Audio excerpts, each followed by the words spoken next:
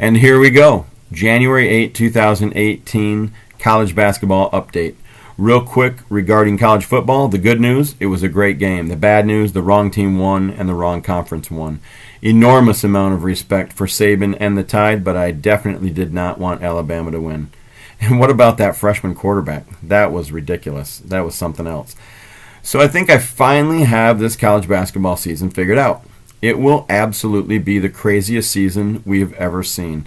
The 29 expert preseason prognosticators are finding that only 3 to 6 of our preseason top 10 picks are in the current AP top 10. The number ones keep losing. In fact, many of them are getting pounded. Nobody wants to be a number one this season. Nobody will even want to be a number one seed this season. Mark my words, you heard it here first. This will be the season where a 16 seed finally takes down a 1 seed. It is going to happen. My additional prediction, the champion will be a 2 seed, a 3 seed, a 4 seed, maybe even a 5 seed. Who will it be? Battle-tested Kansas, of course. That's who. Coming out of the Big 12, the best conference in the country, KU will be that team. It has been so much fun to watch Self build this team and then take them through a learning experience, and then build them and then take them through a learning experience. Bill equals genius.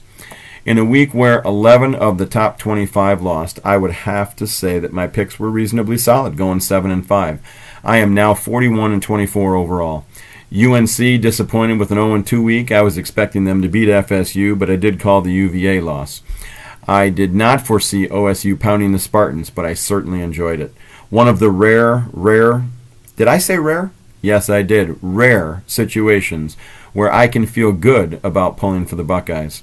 After seeing Big Ten play throughout the week, it is possible that Purdue just might be the cream of the Big Ten. That is, of course, if the Wolverines don't rise up. Tonight could be the key battle for the Big Ten championship.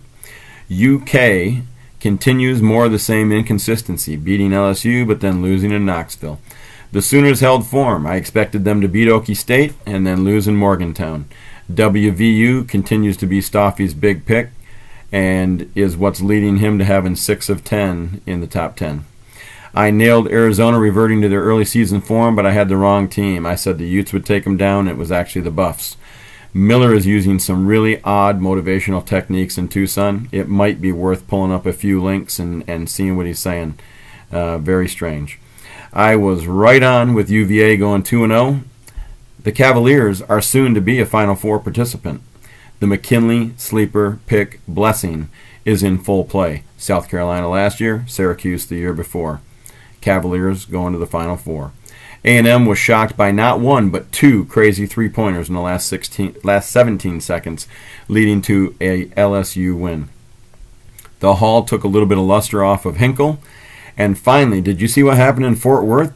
KU showed the nation how it is done with defense. Looking good, Jayhawks. Keep it up. So, this worked so well last week with MSU. I'm going to go ahead and try it again this week. Okay. Nova gets its due. They have been really solid all season so far. Congratulations to the blue and white. We'll see if that leads to this. Here's my big game predictions. X gets a huge win on the road at Nova, goes 2-0 for the week with another big win versus the Blue Jays. UVA keeps it rolling with wins over the Qs and NC State. MSU recovers versus RU but gets upset, this time at the hands of their in-state rivals. Go Blue. Michigan, with a huge week, gets it started tonight by beating Purdue. If Wichita State isn't tested in their new conference at Tulsa this week or at Houston next week, they could skate until mid-February. Duke at Pittsburgh and versus Wake Forest also get back on track with a 2-0 week. Texas Tech loses at Oklahoma but recovers with a win over the Mountaineers. Sorry about that, Stoffy. The Sooners have a nice 2-0 week at home, also beating TCU. Arizona State gets 2 home wins versus the Oregons, possibly KU's easiest week of the year with home wins versus the Cyclones and in-state KSU.